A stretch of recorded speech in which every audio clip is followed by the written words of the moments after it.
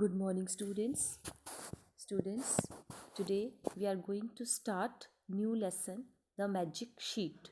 This is lesson number 9 from class 3rd. And before reading the chapter in detail and explaining, I just want to tell you the outline of the story. In this chapter, there are children, Dia, Rohit, Tina, and Krish. They were playing and their ball disappeared behind the bushes, and the children ran to find out the bush. As they were searching to find out the ball behind the bush. As they were searching the ball, they found a magic sheet, and first of all they were panicked to see what is this, and later they took the sheet, and they when one of the child drew one flower, the flower came into life. In this way the children started drawing many things on the sheet, and all the things they came into life, and the park started turning green and colorful. And when the children they started drawing the eatables, and they forgot to throw the wrappers in the dustbin, and they threw the litter around the park in the park, and the park started turning gray. Children realized that this is only due to the litter, and they realized that they should not throw litter around themselves, and they told their friends also, this litter can spoil the beauty of nature. Now let's read the chapter in detail. Dia, Rohit, Tina and Krish were playing in the park with a ball. तो वो ball के साथ खेल रहे थे. Suddenly Krish threw the ball too high. तो ball जो थी अचानक बहुत ऊंची चली गई, एंड इट डिसअपियर्ड. डिसअपियर होता है दिखाई ना देना, तो उनको बॉल जो थी वो दिखाई नहीं दी बिहाइंड द बुशेस के पीछे. Rohit and Tina ran to the bush to find the ball. Rohit और टीना जो थे वो बुश की तरफ भागते हुए गए और उसको बॉल को ढूंढने के लिए. They found a big white sheet lying on the ground. तो उनको वहाँ पे क्या मिला? एक बड़ी सी white sheet and lying on the ground. A box of bright sparkling colours was also there. So sparkling होता है ब्राइट एंड शाइनिंग, तो उनको एक बॉक्स मिला वहाँ पे जो कि बहुत ब्राइट और शाइनिंग कलर्स का था. Rohit and Tina were very surprised. Tina was scared. Scared means fearful, afraid. Tina डर गई थी to touch the objects, but Rohit took the sheet. लेकिन रोहित ने शीट को निकाला and the box of colours to their friends. Everyone was puzzled to see those things at the park. हर कोई वहाँ पे पजल्ड था, कन्फ्यूज था उन सब चीज़ों को पार्क में देखकर. All of them started talking about the harm in touching strange objects, and all of them they were talking that कि स्ट्रेंज ऑब्जेक्ट्स जो हैं, कोई भी ऐसे अजनबी चीज़ को हाथ नहीं लगाना चाहिए, उसको टच नहीं करना चाहिए. तो बच्चे जो थे इसके बारे में बात करने लगे क्योंकि it can be harmful. Meanwhile Diya took a colour and drew a flower on the sheet. To the utter astonishment of the children. Diya ने क्या किया कि कलर लिया और उसके ऊपर एक फ्लावर जो था वो शीट के ऊपर ड्रॉ किया. To the utter astonishment. Astonishment होता है हैरानगी, सरप्राइज. Utter means complete. तो बच्चे जो थे वो बहुत ज़्यादा हैरान थे. As soon as Diya finished the drawing, कि जैसे ही दिया ने ड्राइंग फिनिश की, the flower came into life. जो फूल ड्रॉ किया था वो उसको लाइफ में आ गया, वो रियल बन गया, रियल फ्लावर में चेंज हो गया. And jumped out of the sheet. और वो शीट से बाहर आ गया. दिया exclaimed, wow a magic sheet. Children became very excited. They all started drawing different figures on the sheet. तो बच्चे जो थे वो बहुत एक्साइटेड हो गए और उन्होंने और बहुत सी फिगर्स जो थी वो ड्राइंग शुरू कर दी।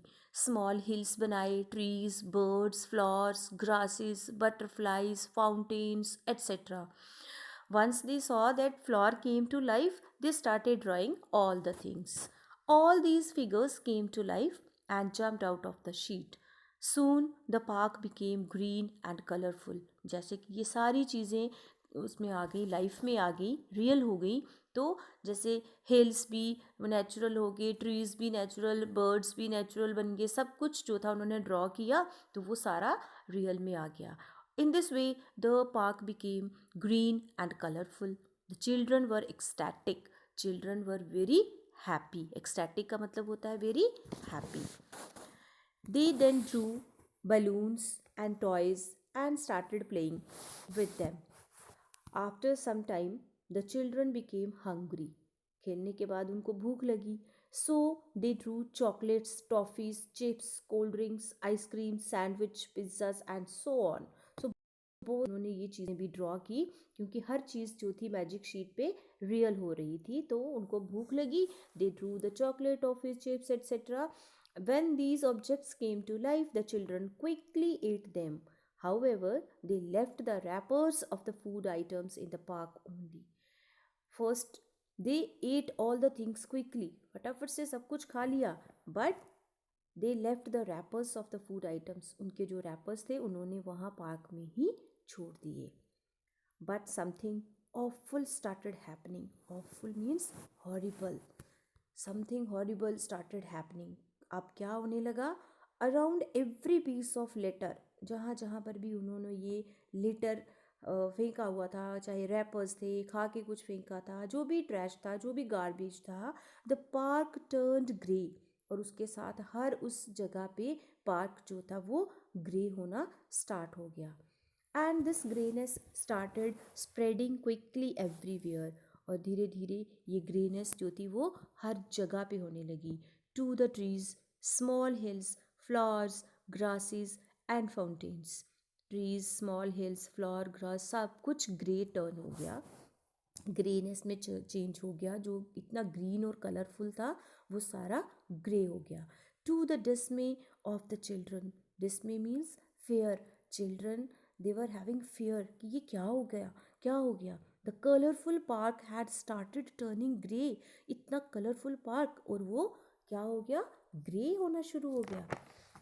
The children that the litter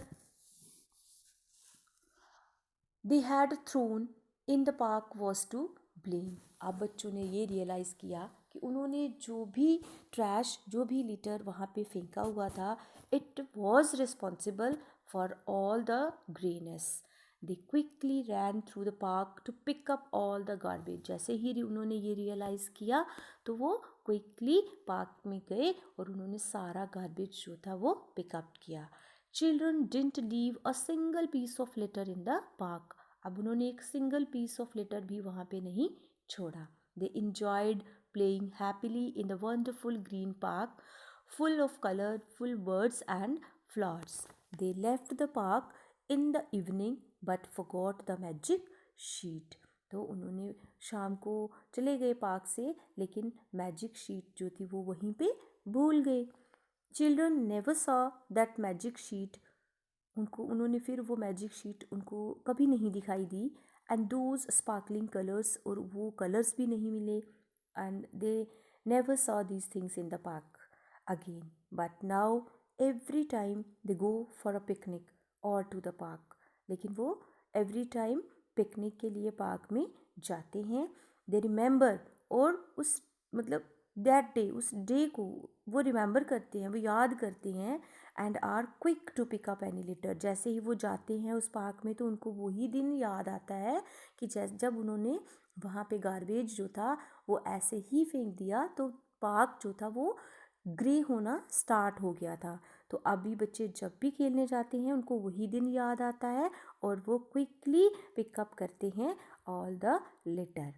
they even tell their other friends, और अपने दोस्तों को भी बताते हैं that anything littered around us can spoil the beauty of nature.